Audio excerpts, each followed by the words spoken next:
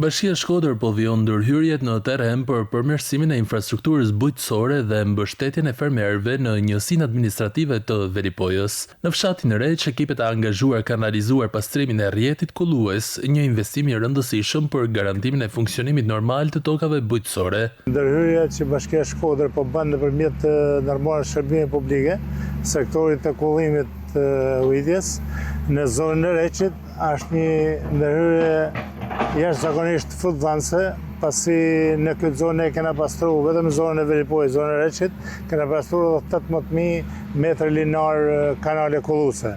Pra në këtë kuadër është një fakt që ne po punojmë edhe në zonën e Kuqit të njësisë administrative Gurizi.